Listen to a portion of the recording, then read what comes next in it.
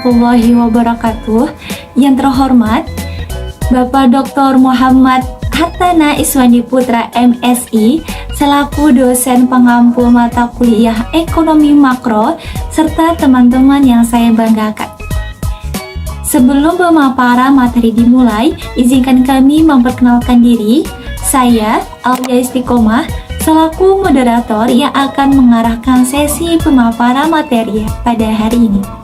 Selanjutnya, perkenalkan, nama saya Khalifah Khalidin dengan NIM belakang 090 sebagai pemateri pertama. Ya, perkenalkan, nama saya Devina Putri dengan NIM akhir 197, saya sebagai pemateri kedua.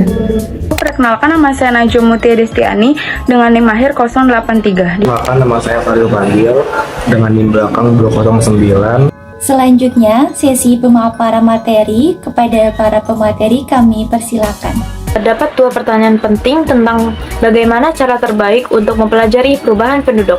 Pertanyaan pertama, apakah sebaiknya kita mempelajari perubahan penduduk dari sudut pandang besar atau makro? Dan kedua, apakah kita perlu mempelajari juga dari sudut pandang kecil atau mikro? Nah, jawabannya, untuk pertanyaan pertama, benar. Studi perubahan penduduk memang sebaiknya fokus pada tingkat makro atau besar, tidak berfokus pada orang per orang. Sedangkan untuk pertanyaan kedua adalah tidak.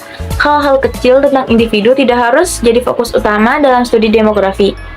Dan di sini penulis juga menyimpulkan ada dua langkah penting dalam mempelajari penduduk, yaitu 1. Menemukan fakta. Ada langkah penting yang kedua, menjelaskan fakta tersebut. Dalam mempelajari perubahan penduduk, di sini ada dua tahap. Yang pertama itu menemukan fakta. Nah, poin pertama, fokus pada perubahan pola penduduk dalam skala besar atau makro. Poin kedua, pengukuran dilakukan menggunakan indikator demografis. Yang ketiga, analisis melibatkan model statistik spasial dan temporal. Meskipun bersifat makro, data dikumpulkan dari tingkat individu atau mikro, sensus, dan survei. Lalu lanjut tahap kedua, yaitu menjelaskan dan memprediksi. Hal ini menampilkan unsur ekonomi mikro karena fokusnya pada perilaku individu dalam mengambil keputusan.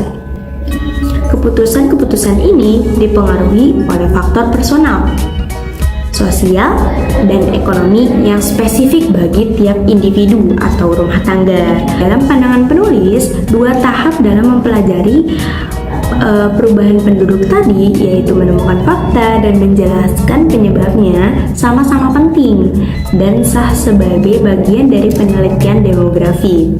Apakah demografi meninggalkan intinya? Apakah itu berbahaya? Seorang ahli demografi terkenal, Ron Lee, dalam tulisan pentingnya mengatakan bahwa demografi sekarang mulai meninggalkan intinya. Menurut Lee, inti dari demografi sebenarnya adalah studi pada tingkat makro, seperti bagaimana pertumbuhan penduduk mempengaruhi pembangunan ekonomi atau dampaknya terhadap lingkungan.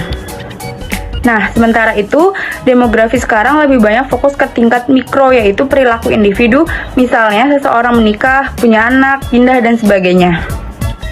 Buku teks klasik tentang demografi seperti karya Breton, Valley, dan Guillot juga menekankan aspek pengukuran dan metode teknis sebagai inti demografi. Sebaliknya, buku Libras 2008 lebih setuju dengan pendekatan demografi yang lebih luas dan tidak terlalu teknis. Selanjutnya, saya akan membahas mengenai demografi sebagai ilmu dua tingkat. Selanjutnya itu tahap pertama, yaitu penemuan. Di tahap ini berfokus pada pengumpulan data serta angka-angka. Dua, yaitu penjelasan menggunakan pendekatan mekanisme sosial, yaitu mekanisme situasional, mekanisme pembentukan tindakan, dan mekanisme transformasi. Selanjutnya itu dicontoh diagram mikro ke makro mekanisme sosial. Yang pertama ada konteks makro, yaitu keadaan yang ada di masyarakat. Yang kedua ada mekanisme situasional, yaitu mempengaruhi pemikiran individu dan membuat keputusan pribadi. Dan yang ketiga mekanisme pembentukan tindakan, yaitu pengaruh keadaan masa lalu terhadap keputusan masa depan. Dan yang terakhir mekanisme tradisional, yaitu keputusan individu tersebut mulai diikuti oleh banyak individu dan berbentuk pada makro baru. Yaitu selanjutnya, mengapa mekanisme transformasi itu penting? Karena mekanisme transformasi menjelaskan bagaimana keputusan banyak orang atau secara pribadi bisa merubah pola besar dalam masyarakat yang terjadi dalam ekonomi makro.